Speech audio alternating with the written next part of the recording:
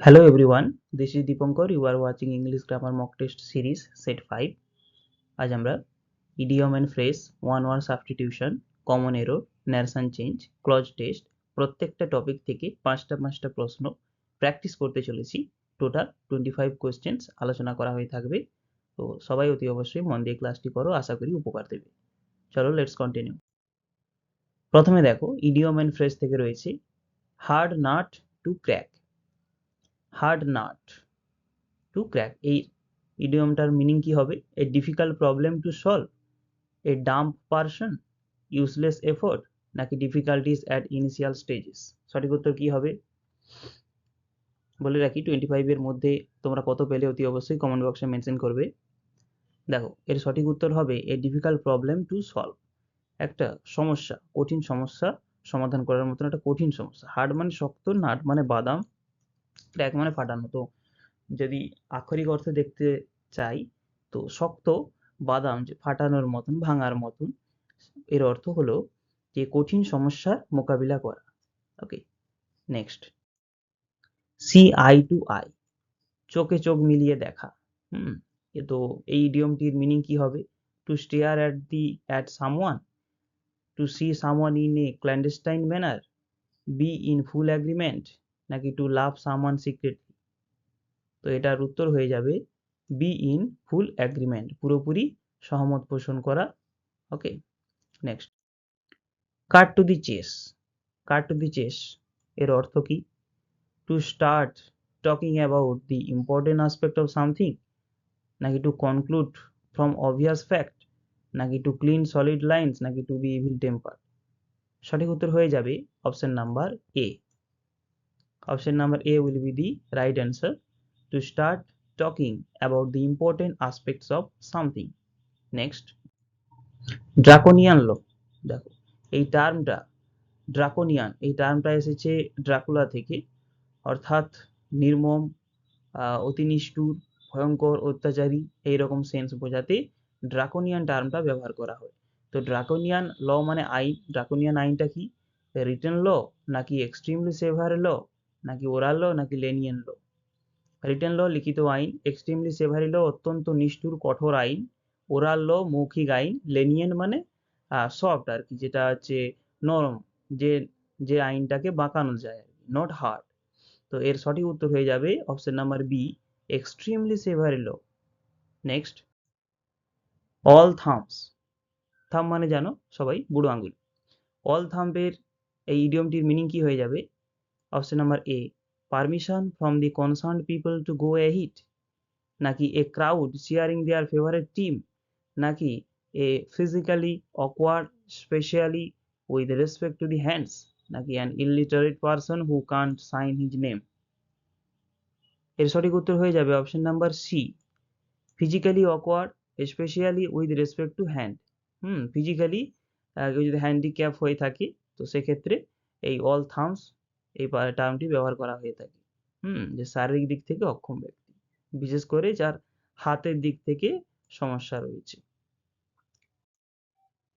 দেখো নেক্সট রয়েছে one word substitution. Okay, প্রথমেই রয়েছে the process of deciding the nature of disease by examination. পরীক্ষার মাধ্যমে রোগের প্রকৃতিটা ডিসাইড করা, এই প্রসেসটাকে কি বলা হয়?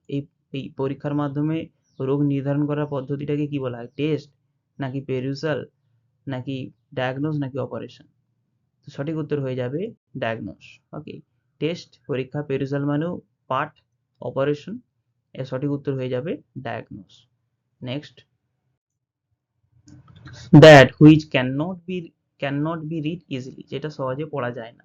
Option number A, illegible, B incomprehensible, C unreadable, D unintelligible. তো সঠিক উত্তর হয়ে যাবে ইলেজিবল। ইলেজিবল অপঠনীয়, that which can not be read easily. Incomprehensible কথার অর্থ অবোধগম্য, আনরিডেবল পড়া যায় না, আনইন্টেলিজেবল বুদ্ধিহীন। তো এক্ষেত্রে সঠিক উত্তর হয়ে যাবে illegible. Next, one who finds nothing good in anything, যে কোনো কিছুতেই ভালো খুঁজে পায় না, তাকে কি বলা হবে? ক্রিটিক, নাকি স্যাটারিস্ট, নাকি সাইনিক, নাকি স্ল্যান্ডারার। সঠিক উত্তর হয়ে যাবে option number A, critic. Next, a person who pretends to be what he is not. আচ্ছা, এমন একজন ব্যক্তি যে এমন কিছু দাওয়া করছে, এমন কিছু দাবি করছে যে সেটা অ্যাকচুয়ালি নয়। সে ইন এক্সাম্পল স্বরূপ আমরা ধরে নেই যে একজন ব্যক্তি হয়তো কিছু জানে না, বেশি কিছু জানে না, তবু সে এমন ভান করছে যেন সে সবকিছু জানে। তো এই ধরনের ব্যক্তিকে বলা হয়ে যাবে এক্সপ্লোরার, নাকি প্রম্পটার, নাকি ইম্পোস্টার, নাকি ডিভাইনার। এটা হয়ে যাবে ইম্পোস্টার, ভণ্ড যেটাকে বলা হয়। ঠিক আছে, এক্সপ্লোরার অন্বেষণকারী, প্রম্পটার বলে দেয় পেছন থেকে, ডিভাইনার যে কিনা ঐশ্বরীয় শক্তির সাহায্যে নলেজকে খোঁজার চেষ্টা করে, তাকে বলা হয় diviner. Next, in a threatening manner, ভয়াবহভাবে। কি হবে থ্রেটেনিং ম্যানারে? One word. Option number A ominously, B sprightly, C ghastly, D terribly.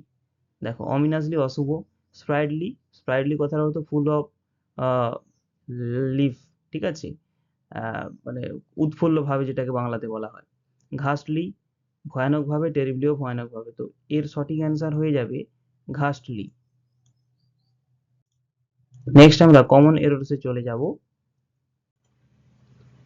Many farms fail because when they begin exporting, they have not researched the target markets or have not planned enough. Not no error. কোনটা হবে?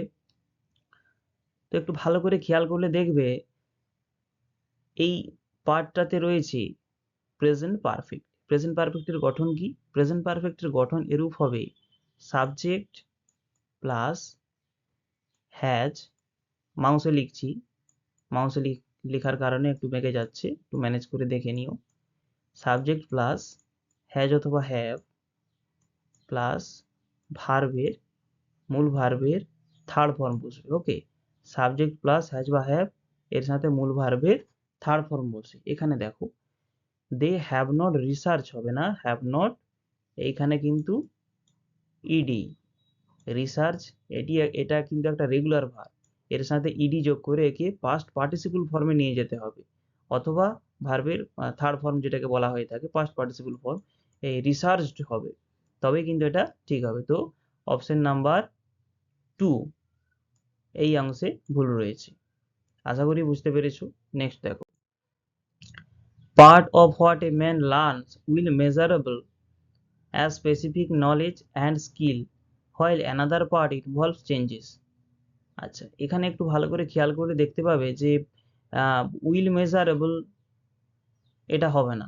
Part of what a man learns, একজন মানুষ যেটা শেখে তার অংশ, part, এইটাকে দেখে ভার্ব বসবে। তো এটা সিঙ্গুলার, এক্ষেত্রে কিন্তু সিঙ্গুলার ইজ ব্যবহার করা হবে ইনস্টিড অফ উইল। তো উইলটা এখানে হবে না, এখানে বসবে ইজ। আর এখানে মেজারেবলের হবে না, মেজারেবল বদলে হয়ে যাবে মেজার্ড। জাস্ট এ সেকেন্ড, এখানে হয়ে যাবে মেজার্ড, MEASURED।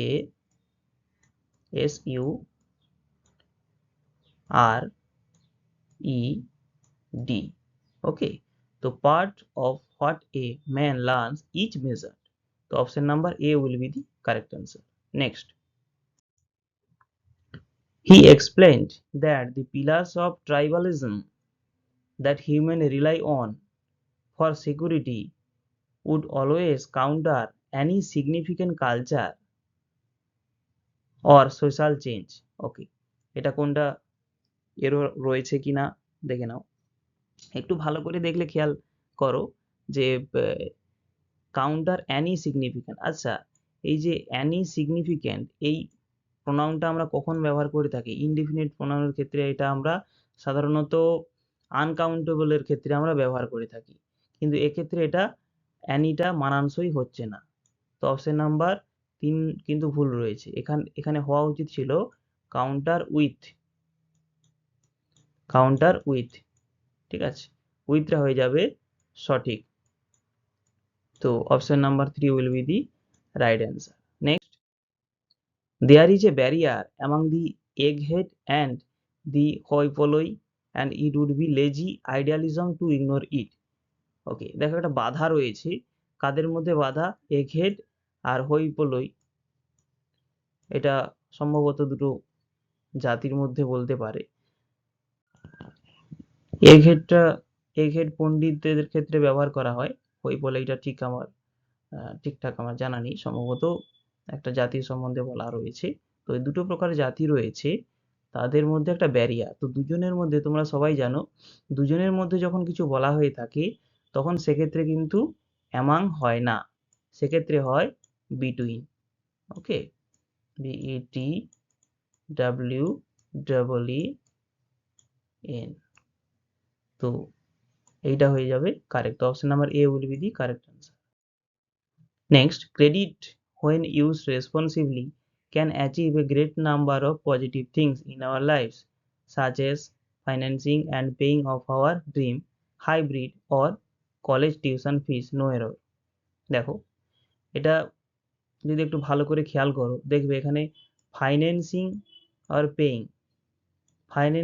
পেইং এই দুটো রয়েছে। অফ আওয়ার ড্রিম, এই যে প্রিপোজিশন অফ রয়েছে, এটা কিন্তু ভুল রয়েছে। এখানে অফের জায়গায় হওয়া উচিত ছিল টু অর ফর।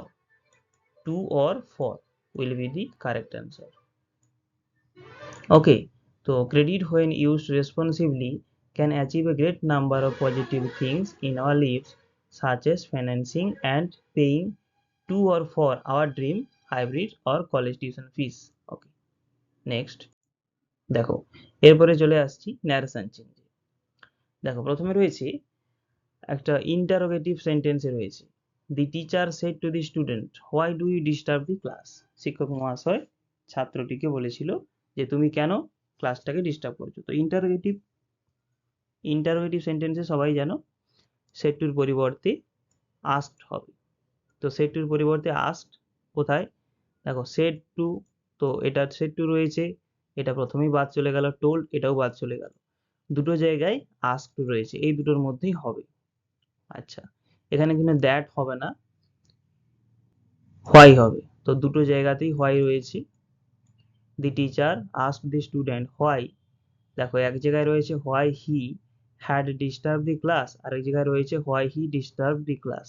তো এক্ষেত্রে কিন্তু যেহেতু রিপোর্টের স্পিচ প্রেজেন্ট ইনডিফিনাইট টেন্সে ছিল, তাই এক্ষেত্রে পাস্ট ইনডিফিনাইট হয়ে থাকবে। তো দি teacher asked the student why he disturb the class. Had disturb তখনই হতো যদি এখানে প্রেজেন্ট পারফেক্ট থাকতো। প্রেজেন্ট পারফেক্ট থাকলে এখানে হ্যাভ ডিস্টার্ব হতো, প্রেজেন্ট ইনডিফিনাইট থাকার কারণে এখানে ডিস্টার্ব হয়ে যাবে ফার্স্ট ইনডিফিনাইট টেন্সে। তো option number D will be the correct answer. Next, Sita said to me, will you lend me this classic. Okay, দেখো সীতা সেড টু মি, তাহলে সেড টুর পরিবর্তে যেহেতু ইন্টারোগেটিভ সেন্টেন্স রয়েছে আস্কড, চারটেতেই আস্কড রয়েছে, মি রয়েছে, ঠিক আছে। দেখো, এরপরে যেহেতু এটি একটি হ্যাঁ নাই উত্তর চেয়েছে এবং হেল্পিং ভার্ব দিয়ে প্রশ্ন করেছে, তাই এটা ইফ থাকবে, এই মাঝখানে আস্ট হবে না, আস্ট নয়, মাঝখানে যেহেতু ডাব্লিউএইচ ওয়ার্ড নেই, তাই এক্ষেত্রে কিন্তু ইফটা কনজাংশনের কাজ করবে, ইফ। তো দেখো, তিনটা ইফ রয়েছে, এখানে ইফ নেই, তাই এটা প্রথমেই বাদ দিলাম, তিনটে অপশনে ইফ রয়েছে। Sita asked me would if I would lend her the classic. দেখো, এখানে একটু স্পেলিং মিস্টেক রয়েছে, এটা লেন্ড হবে, ও হবে না। If I would lend her that classic, তার ঠিকঠাকই রয়েছে। তারপরে দেখো, Sita asked me if she would lend me that classic. She would lend me না, তার কথা বলেনি, মি মানে আমাকে বলছে যে আমি তাকে ওই ক্লাসিকটা দিতে পারতাম কি না, ঠিক আছে। তো বি এর সেন্সটা ভুল হচ্ছে, সি এরটা দেখে নাও। Sita asked me if I will তো হবে না, টেন্স চেঞ্জ হবে, উড হবে। তো option number A will be the correct answer. Next, the lady said to the servant, if you don't, দেখো এখানে ডোন্ট হবে, টি হবে, spelling mistake. If you don't wash the clothes properly I will dismiss you.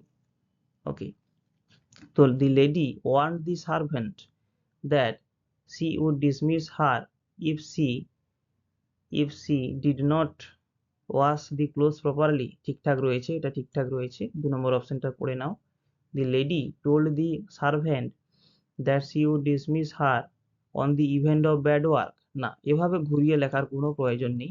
Narration চেঞ্জে যা রয়েছে তাই কিন্তু লিখতে হবে, এভাবে ঘুরিয়ে বলার কোনো দরকার নেই। The lady cautioned the servant that she must, না মাস্ট হবে না, এখানে মাস্ট হবে না। The lady advised, না এক্ষেত্রে কোনো অ্যাডভাইসের প্রসঙ্গ নেই, এক্ষেত্রে option number A will be the correct answer. The lady warned the, সাবধান করে দিল সার্ভেন্টটাকে যে she would dismiss her if she did not wash the clothes properly. Option number A will be the correct answer. Next, there are ceremonies going on, he said to me. So he told me that there were ceremonies going on. আচ্ছা, দেখো reporting verb রয়েছে past infinitive এবং reported speech রয়েছে present কন্টিনিউয়াসে। তো সেক্ষেত্রে narration চেঞ্জের নিয়ম অনুযায়ী এটা কিন্তু পাস্ট কন্টিনিউয়াস হয়ে যাবে, না হলে প্রেজেন্ট পারফেক্ট কন্টিনিউয়াসও হয়। তো দেখে নেওয়া যাক কোনটা রয়েছে অপশনে। He told me that there were ceremonies going on, হতে পারে he told me that there are ceremonies, না এখানে আর হবে না। he told me that there have been ceremonies going on, এটাও হতে পারে। he told that there had been ceremonies going on। দেখো এখানে option number A will be the correct answer. কি রয়েছে, he told me that there were ceremonies going on, ঠিক আছে, আরটা ওয়ার হয়ে যাবে। আর এটা যদি পাস্টে থাকতো তাহলে এক্ষেত্রে কিন্তু এই হয় পাস্টে হতো, না হলে এটা পাস্ট পারফেক্ট কন্টিনিউয়াসে হতো, ঠিক আছে, দুটোই করা যায় পাস্টে থাকলে। যেহেতু এটা রিপোর্টেড স্পিচটি প্রেজেন্টে রয়েছে, প্রেজেন্ট কন্টিনিউয়াস, তাই এক্ষেত্রে এটা ফার্স্ট কন্টিনিউয়াসে হবে। Next, she said to me it has been raining heavily and you cannot go। তো দেখো option number A, she told me that it had been raining heavily and I could not go। ওকে, এটা ঠিকঠাক লাগছে। Next দেখো, she told me that it was raining heavily and I could not go। that it was তো হবে না, এক্ষেত্রে was হবে না, টেন্সটা ভুল রয়েছে। she told me that it has been, hasও হবে না, টেন্স ভুল রয়েছে। told me that it isও হবে না। রিপোর্টিং ভার্ব পাস্টে থাকার কারণে রিপোর্টেড স্পিচ কিন্তু পাস্ট ফর্মে আনতে হবে এবং এক্ষেত্রে পাস্ট পারফেক্ট কন্টিনিউয়াস ফর্মে লাগাতে হবে। তো option number A will be the correct answer. দেখো নেক্সট একটা ক্লজ টেস্ট করে নেব, খুব সুন্দর 5টা ড্যাশপূরণ রয়েছে, তো দেখে নাও। Canada is 3 times the size of India, Canada ভারতের 3 গুণ বড়। Dash its population is only about 26 million. The average dash of population is less than 3 persons per square kilometer. Dash Canada. The distribution of population is highly dash. Nearly 80% of the people dash in a narrow belt less than 300 kilometers wide along the southern border. তো খুব সুন্দর একটি passage রয়েছে, চলো প্রথমটা করা যাক। Canada is 3 times the size of India dash. তো প্রথমে ড্যাশে কি হতে পারে দেখে নাও, বিকজ নাকি আনটিল নাকি সো নাকি but. Canada is 3 times the size of India dash its population. Okay, দেখো এক্ষেত্রে কিন্তু সঠিক উত্তর বাট হবে, সঠিক উত্তর হয়ে যাবে, লেট মি ক্লিয়ার ইট। ওকে, সঠিক উত্তর হয়ে যাবে বাট। ওকে, দেখো কানাডা হয় ভারতের থেকে 3 গুণ বড়, বাট কিন্তু its population is only about 26 million, কেবলমাত্র 26 মিলিয়ন হচ্ছে এর population. Okay, the average, next দেখো 2 নম্বরটা, the average dash of population is less than 3 person per square kilometer. The average পপুলেশনের কথা বলেছে, তাই পপুলেশন জনসংখ্যার ঘনত্ব, ঘনত্ব বোঝাতে আমরা ডেনসিটি টার্মটা ব্যবহার করে থাকি। তো option number B will be the correct answer. The average density of population is less than 3 persons per square kilometer dash of Canada. Option number 3 টা দেখে নাও। অপশন নাম্বার 3 তে রয়েছে পার square kilometre in Canada. Canada যেহেতু একটা দেশ রয়েছে, সেক্ষেত্রে দেশের আগে বড় জায়গা ইন হবে। ঠিক আছে, 4 নম্বর দেখে নাও। The distribution of population is highly dash. পপুলেশনের যে বন্টনটা, জনসংখ্যার বন্টন, ডিস্ট্রিবিউশন বন্টন, পপুলেশন জনসংখ্যা, সেটা হাইলি আনইভেন নাকি ডিফারিং নাকি ইনফ্রিকুয়েন্ট নাকি রাফ? সঠিক উত্তর হয়ে যাবে আনইভেন। ঘন ঘন চেঞ্জ হয়, তাই আনইভেন বলা হয়েছে। তারপরেরটা দেখো, যে nearly 80% of the people dash in a narrow belt less than 300 kilometre wide along the southern border. তো নিয়ারলি 80% অফ দি পিপল কি করে, প্রায় 80% মানুষ কি করে, লিভ নাকি সারভাইভ নাকি সাবসিস্ট নাকি রিমেন? সঠিক উত্তর হয়ে যাবে live, option number A, live হয়ে যাবে সঠিক উত্তর। ওকে, তো এই ছিল আজকে সেশন, আশা করছি সবার ভালো লেগেছে। যদি কিছু অসুবিধা হয়ে যায়, mention in the comment box, I will definitely clear it. So thank you, stay happy, good by.